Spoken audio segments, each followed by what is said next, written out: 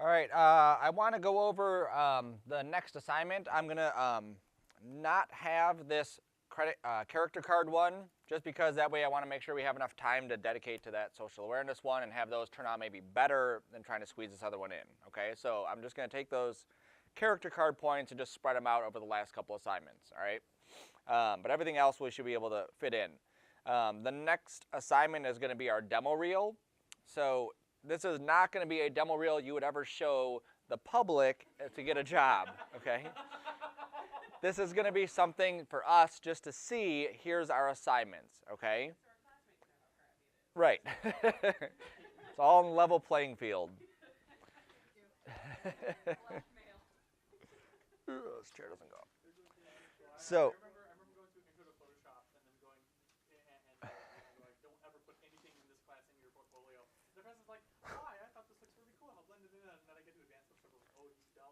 right, and then you get it.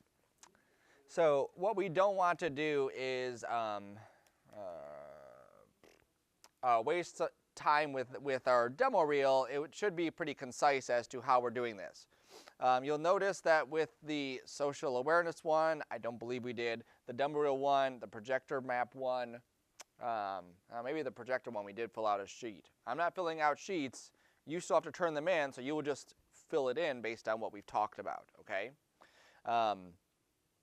For the demo reel, you're taking your pieces and putting them in a way for us to see them. Here are all of my pieces, okay? It should have one title on there, so you are not going to just take your end movie for each one and just go boom, boom, boom, and there's all of your stuff. You will have one title that will say, whatever your name is, Sean Sarcona, demo reel, like our regular title one that we would have, or you can make a new one if you want. It will page transition to the first one, which should be our text animation, right? Remember those titles that we had kind of flying in or whatever? Each one of those has a transition between them. Then you would transition to a 3D unfold. Then you would transition to, let's say, the tracking. Then you would transition to the projector box animations. Then you would transition to the Angry Birds. Then you would transition to the other one, okay? So between each animation, you have a transition. Now, this is something that people get confused about, so I want to cover this. Can you close those so we can see that better? Yeah, that one. You guys know. All right, so our end resolution is going to be 960 by 540. So regardless of the sizes you use for other stuff, these will be 960 by 540. That is a typical format proportions. We're still at 30 frames a second. The duration is going to be question mark. However long it takes is how long it takes, okay? So I will put in 10 seconds just for this demo. So the way that you want to bring your stuff in is that just like before, you will just import your file, okay? So if I find my After Effects files for these, I can just import that right in there, okay? When you do any demo reels, that's not even the right folder, where am I at? When you do any demo reel stuff, you never want to take your end movie and then put that into After Effects and compress that again, because then you're double compressing and that will make your stuff look worse.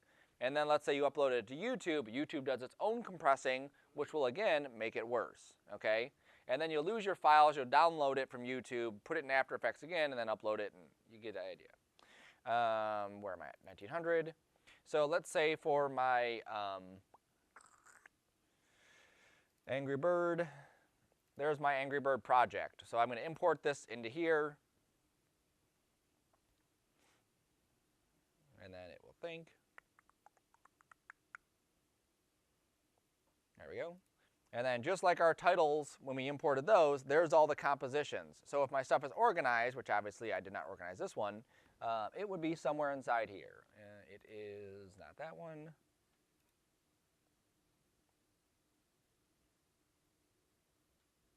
No, it should have been this first one. Oh, it is that one. I just had the stuff turned off because I was showing animation. There we go. All right.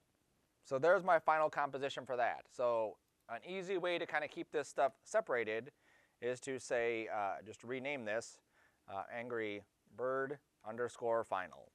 Okay? That way you know that's the final one. And I would even go so far as to drag this into a different area so that you have it kind of separated from the rest of the stuff and you can get to them very easily. I'm going to make a new folder outside here, yes. And then I can drag, oh, it is out, there we go. Okay. Drag that into that one. All right, so that's my final Angry Bird. I will also go into my title, import that.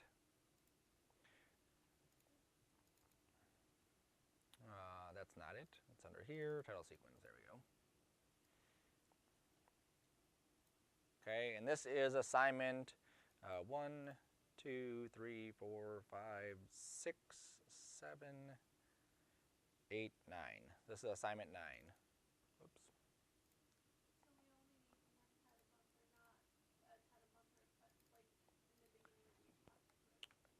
You will have a title bumper at the very beginning that will say this kind of stuff here.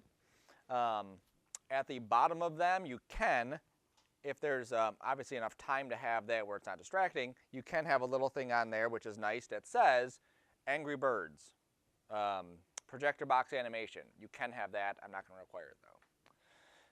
And then up here, this will be DemoReel. And then I'm also going to put in here just the, this is not 16, this is 18, the semester. That way, you know, future reference, you come back, you can see what year you worked on this, okay? So there's my final title. And I will drop that into here, and now that's all organized. Now you can't delete these, obviously, because that contains all the other stuff. Just leave them alone. And then you just continue going on, just importing your files for everything else. Here's my 3D unfold. This is my 3D unfold there.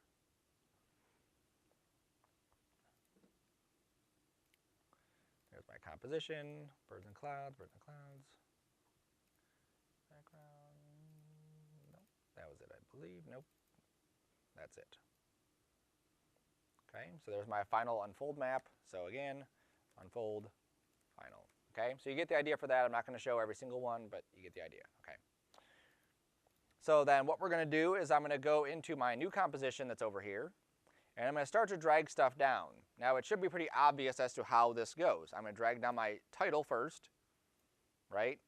And then there it is. Okay, now it's fine for this to start up as a solid color because the movie comes up, it's not abrupt, it's just like there is my starting color. But I should never see something just pop, disappear, or pop, come into frame, okay?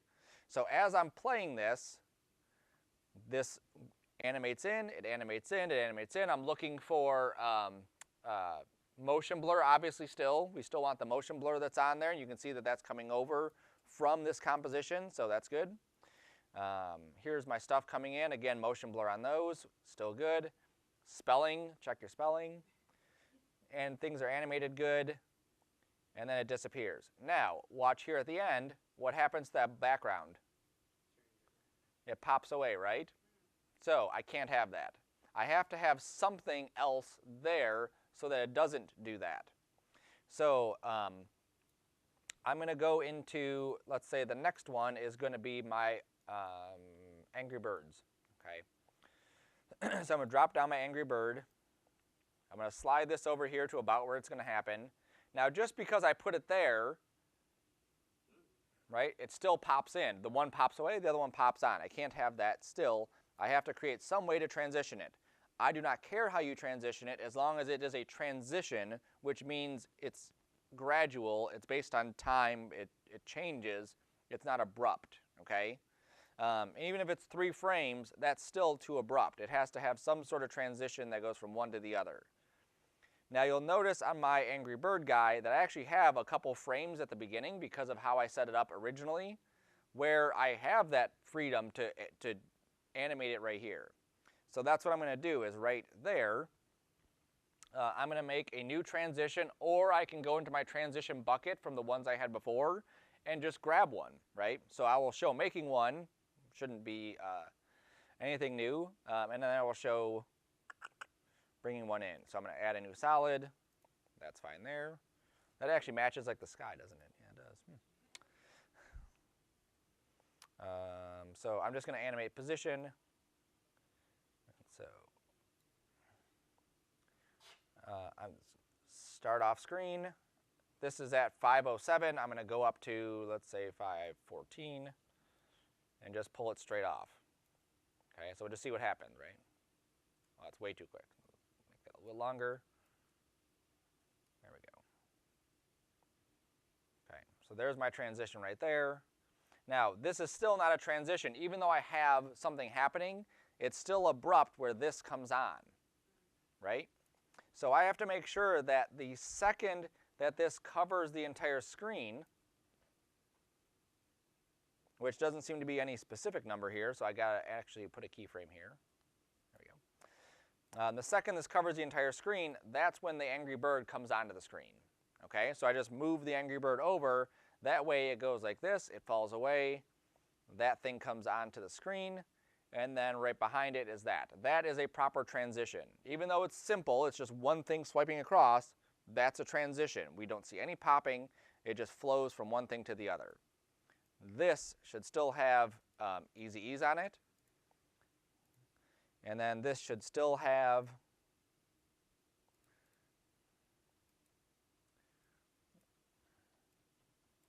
let's say some speed at the start and the end of it. There we go. So now it kind of like whips onto the screen, holds there for a frame or two, and then whips off the screen, okay? Okay, not a crazy transition, but still a transition. And then of course, I would add motion blur to this and turn motion blur on, and then just verify that everything still looks like it's transitioning nice, which it is, okay? So that's how I could build one very quickly, very cheaply, just a transition.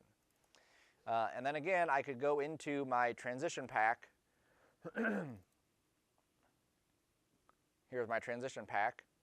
I have all these transitions I can check out and see. Boom, there's a transition, okay? So I'm going to use that one just as an example. Comp 1, nope.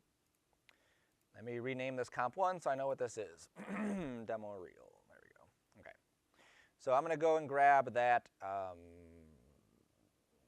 that's my transitions, that's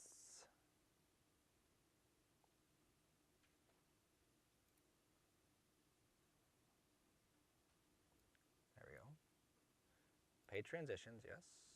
Oh, compositions, there it is. And then that's the blip transition, okay? So I'm just going to ignore it for now. I'm going to go to where this animation ends and my next animation will start. So I've run out of time. 10 seconds was not nearly long enough, so I need to add more time to this. Composition settings. Let's go 30 seconds. I stretch this out here. I go and find my next clip, which is going to be my unfold. I drag it down. I move it to the end of this. Okay. And again, I have some time at the end where the Angry Bird's just sitting there. I do not want to have this. That's like 6 seconds of him doing nothing. Find a good spot to end it. He sits. Maybe this is at 10:10 he's done, right? So I'm going to go to, let's say, 10:20, and then I'll bring my transition in. Okay. Now, there's no transition yet. This is just popping to the next one. Now, even that is somewhat of a transition. Yeah, it's an alright transition, but I want an actual transition. You'll notice my animation starts right away. I don't want my animation to start right away. I want to have a little bit of overlap. So I'm going to right-click, I'm going to go to time, and I'm going to say enable timer mapping. This allows me to take this animation and pull it out here, pull this keyframe. Actually, I don't have to touch that keyframe. Just pull this back. There we go. And so now, basically, this will just stay right there. Now, you'll see that this starts off as nothing still, and it just does the same animation. So I actually need to go here where it's animating like that. I'm going to add a keyframe, because at the beginning of this, it's transparent, so that's why it's doing that. And so now, this will be basically a solid color right there. And then it does my animation. All right. So now I need a transition for this. So here's my blip transition. Let me scoot this over. I'm going to add the blip transition right here. Now this is what I've seen on a few people, is that they take this and they go, there's a transition, and then for some reason their animation's back, and then it pops into that. So it actually goes like this, boop, and then it pops. That's not a transition, okay? We should not see any popping like that. So the transition comes in, full screen. This one goes here, this one goes there, and then because the transition is now hidden, I have to make sure it's below the transition so that I don't see that. So now we go like this. There we go. And now we're at the next one, and then there's our animation. Now if I see that there's actually a second of time where nothing's happening, I'm going to take these 2 keyframes and just pull that back to where this would start. Maybe even back a little bit further, just so the animation's kind of starting as it's going. There we go. And then again, I would go to the end of this.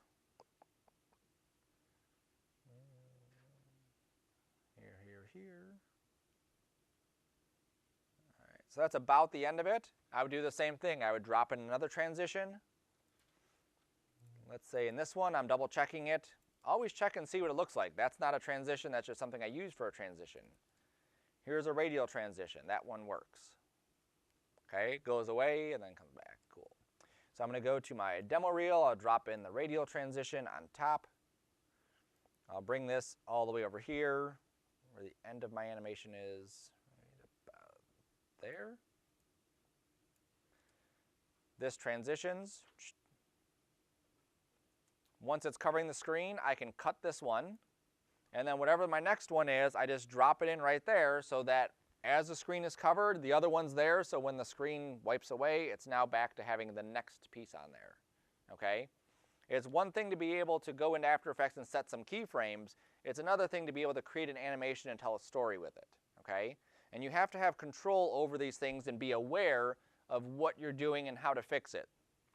So when you see something looking weird, fix that thing that looks weird. If you see that it's a blip and it's abrupt and it looks odd, fix that so that it doesn't look like that. So you go through this entire thing adding in all of your pieces. Now we should have one title that we're adding, okay? So just one title, boom, that's it. We should have page transitions between each one of those. You don't have to have a separate showing of your page transitions. Your page transitions will come in between all of your pieces. You should have a text animation, a 3D unfold, your tracking, your character card won't be there. Your projector box animation, you can choose if it works best to show all of them together. You can choose to show all of them together in one animation. You probably need to scale them down to fit though because it's some funky size. That's fine. You will have weirdness happening on each side of your screen or whatever. Let it do that. Your Angry Bird you'll have, and then your PSA social awareness one right there, okay? So we should have 1, 2, 3, 4, 5, 6 different pieces of animations that we're showcasing off inside here with the title and then with the other stuff. If you wanted to add a title to any of these, you could definitely add a title inside of this area. Probably makes more sense though to actually go into the comp and just add a title here. So if I'm showing off this is my Angry Bird, then I would just type Angry Bird. I would obviously make sure that it fits. You don't want it to be like take over the artwork. I would avoid animating them too much because if you have an animation happening on the bottom that says Angry Birds and your Angry Bird is moving, it's hard to figure out what I'm supposed to watch, okay?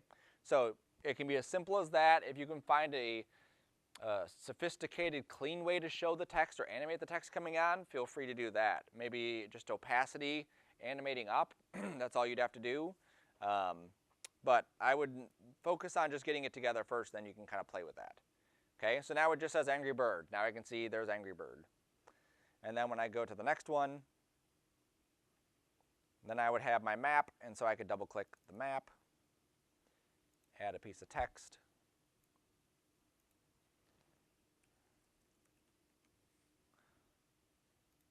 Again, double check your spelling if you're doing this kind of thing. Use the same font if you're doing these also, and also make sure they're in the same roughly spot. You can see my Angry Bird is here, my map is there. those are not in the same exact spot, so that is definitely like an odd thing to have text kind of moving around. Where's my unfold? So I'm actually going to delete this unfold here. I'm going to go to my Angry Bird. I'm going to copy that layer and then go to my unfold, paste the layer, and then I can simply rename it. And I should probably have this set to left justify and then scoot it over. I'm going to eyeball that for a second. It's 78. So I'm going to left justify this and then also set this one to 78. There we go. All right, so again, something you could add into that if you definitely wanted to. The other thing you could do is find a neat way to put the text in there. You could have it like in the background, right? So I could have like Angry Bird written right here as like on that piece of the mountain if I wanted to, or have it way in the back or whatever, okay? Engraved into the rock. I'll leave that to you. You don't have to have the titles in there. I know what they are, but if you want to have that, then definitely you can add it, okay? So by the time you're done, you will have an animation that is title, transition, animation, transition, animation, transition, animation, transition. The very end frame should be a transition that goes away to blackness, okay? So the very end of this, just like this one does, will go to blackness. Actually, it goes to whiteness there at the end. There we go. Okay? And then I will trim my composition.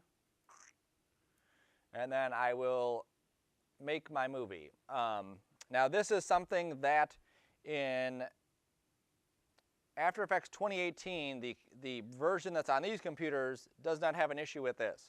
If you've updated your laptop, Adobe has, whatever version this is, 15, it's 2018, but it's version 15, whatever. 15.1, they've changed their compressors. So you will not find QuickTime H.264 as an option anymore, okay? I don't know why, but they got rid of it. So on these, it would be the same thing we've done. Save it as a movie, render it out as a QuickTime H.264. If you want to add audio to this, you can add audio too. Again, be in control of it. Have the audio not just jerkily start, have the audio level up, play the audio at a nice volume, and then level off at the end, okay? If you're rendering this on your home computer, you will go to File, Export, and then you will add it to the Media Encoder queue, okay? Now this is good for you to know regardless. I think Josh had a problem one time where something wasn't rendering good in After Effects, and we had to do this anyway in order for it to work for whatever reason. So Media Encoder is a separate program that comes with the Adobe suite, and what it is basically if you have a movie and you need to convert it into a different format, this allows you to do that. So when I do this, when I said File, Export, Add to Media Encoder queue, it's basically like sending it to the After Effects queue, but this is a more advanced version of it because it goes to a separate program, okay? So here it is. Here's my demo reel. It may take literally 5 minutes to open up Media Encoder and then open up your file, okay? It may take 10 minutes. Just be patient. You should see something pop into this area right here that says queue, and then it says demo reel, or whatever you called it. So there still is a QuickTime here, but even this QuickTime doesn't have the H.264 listed. So we're going to just go to straight H.264, which is right here. Now I also have one that's called H.265. I haven't played with this yet. You can definitely experiment, but I'm going to just stick with H.264. What should happen is all of our settings from After Effects should automatically translate right into this Media Encoder. So we shouldn't have to do anything except verify the H.264 is checked, and then hit this button here to choose where we want to save it. So this is going to go into my P drive, into there, into here, into demo reel. Oops. And make sure you spell demo reel right. And make sure you put your name here. So Sarcona demo reel, MACA 1900, W18. Okay. I need to know whose it is. I need to know what it is. I need to know the class, so it's better organized. And the semester definitely helps too. Cool. So all I need to do is change that, change this, and then I can hit this play button is all I should have to do. Just so you can see the options, I can click on here, It does its thing. It's thinking. There we go. So what this should be doing is opening up another dialog box in a second that has even more options than we had inside of After Effects. Okay, you don't need to do this, but I want you to see it because you never know if your employer, company you're working for, whatever, needs something specifically changed. You may render something out and it looks like garbage and you're not sure where to change anything else besides hitting these two buttons, and that could be detrimental. So we would click this. Should have popped up by now, I would think. I don't think anything's happening After Effects. Yeah, it's just still thinking. We'll give it a minute.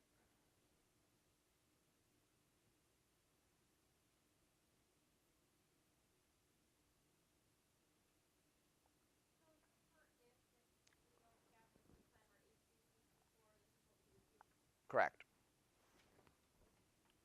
And like I said, it depends on if you, like on your laptop, if you installed the latest After Effects, it would not have QuickTime H.264. Okay? And at one point, like this happens all the time.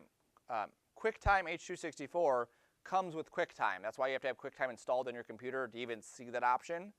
And if QuickTime doesn't update or After Effects doesn't feel like linking to QuickTime for whatever reason, they get into a spat, who knows, they just don't include it. So it's just something that happens. A benefit of doing this too, not that we would do it in this case, but let's say that I wanted to re-render out every single one of my animations again. I could actually go into each one of these things like this, send it over to the render queue, and it'll just put it in the list, okay, just like another item, and then another item, and another item. I can have 50 things listed there, hit the go button, and it'll run through each one of them as it's rendering it out. So it'll actually could save some time. All right, I don't know why this is, shouldn't take this long to open up, okay? So we'll ignore this for now, but there's more options under there is what I was trying to get at. So once you have gone through here, you've hit H.264, you've given it a name, you can hit this play button, and then it should export out your H.264 movie that would play through QuickTime or play through VLC or whatever, okay? Once you've output it, watch the movie. See if there's anything that needs to be changed. Do you have good speed on your animations? Do you have motion blur? Does stuff look pixelated and blurry in a bad way? Is there stuff that should be changed? If there is, change it. All right, so that's that. Cool. So that'll be your demo reel. That's our last assignment. We will also be having a final exam. The demo reel you should have done by the 30th. The final exam will happen on May 2nd. You'll come in, I will give you what the exam is, and you'll have 3 hours to work on the exam. It will obviously be animating something. It'll obviously be using the same stuff that we've been using all semester. So as long as you're comfortable doing that without watching a step-by-step, you should be fine, okay? And then on the 7th of May, when you come in, we will be doing a demo reel viewing. So all the demo reels that you uploaded, we'll watch them all so you can see them. I like to also show stuff from other classes so you can see what happens in other classes in the department.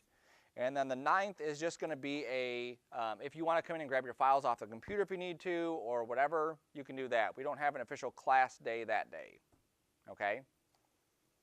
And that's still thinking. Now, one thing I did want to show outside of that, while you're working on your PSA stuff, this is something that I didn't show before, so I'm just going to add it into this because it's just like a little technique thing that's kind of neat. So this is a star shape. So let's say I want to take this star and transform it into something else. That's something we've never looked at. This is basically just like a template item, okay? So there's no actual path to this. This is like locked to these settings down here. So if I come down to my polystar path, I can change things like the points or the position or whatever, or change the radius, these kinds of things, okay? So that is not an actual path. It's basically just like a templated item. If I right click though, I can convert this to a Bezier path. And when I do that, now it's a path. Now I actually have points. If I switch to, is it selected? It is, okay. It's a bad color. I should have picked a different color. Let's go something different. There we go. All right, so now I can see the points there. So now I can move these around. So let's say that I want to take this shape and convert this into a different shape, okay? So I'm going to draw another shape that I want. So this will be, let's say, a rectangle. So I'll just drag a rectangle. Good. I'll right-click on this, on the rectangle path and say Convert to Bezier. And then what I'm going to do is I'm just going to set a keyframe for either one of these. Doesn't matter which one I do first. And that gives me a keyframe for what this shape looks like. So if I then copy that shape, keyframe, I'm going to hide that one. I go to this one's path. I set a keyframe for it. I go up a bit and then paste that keyframe. What should happen is it should animate and transition into the other shape. Okay, so if I'm trying to go from like one item to another item, you could definitely do that. So if you have something in your animation you want to do, you can definitely do something like that. Now this one you'll see is kind of like twisting. It's all based on this starting point. So there's a starting point of this, and then there's a starting point of that one, and they're basically lining themselves up. So if you know where they're at, you can kind of gear your stuff towards it. So on here, I can see that this starting point is up here, and on this one, the starting point is off on the right. So if I take this, yes ma'am? We would have to go through and just rotate this. So if I just grab all of these and then double click it, I can just rotate where that starting point is. It's basically where you started drawing it. So if I was an illustrator and I drew it, I would make sure I drew everything from that same area, right? Because it works the same way. All right, so there's where that is roughly in that spot. And it looks pretty much the same. This one is still going up. And so now you see how that is now going over to that side instead of like twisting a whole lot and going over to it. And you can do this for anything. So if I went and grabbed an ellipse, make sure I'm drawing a new shape. Like that. I right click on the path, I say convert. And all I'm doing is setting a keyframe just so that I have this key. That's all I need is that little information bit. Mm-hmm.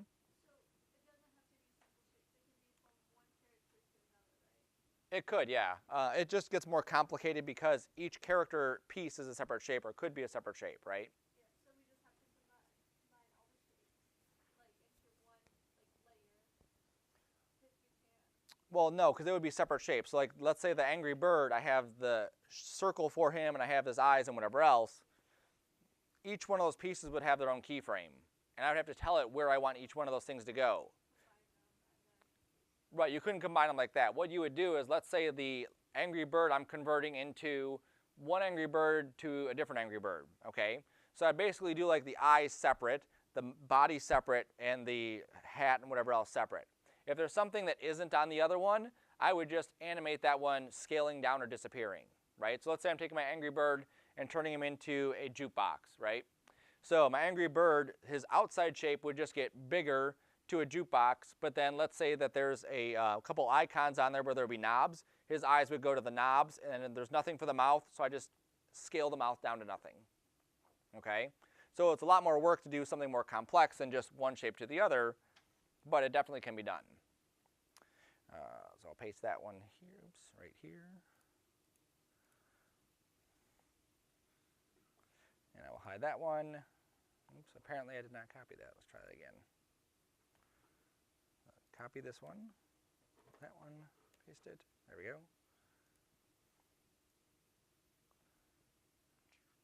There we go, cool. So that's something we never went over, but yeah, it works, okay? And that's still thinking, that shouldn't be thinking. I don't know what it's doing. Cool. So as far as lectures go for this class, that's it, okay? The rest of it is going to be just, you know how to animate the stuff. It's all about storytelling with that social awareness one, making your compositions, animating your stuff. If you want to do a voiceover, like I said, let me know. We'll go into the voiceover room. You can record something, or you can record something at home. Just make sure it's nice and quiet. You don't have a lot of like background noises or whatever. And that's it. questions? Did you tell us when the social awareness one is due? The 30th also. Yep.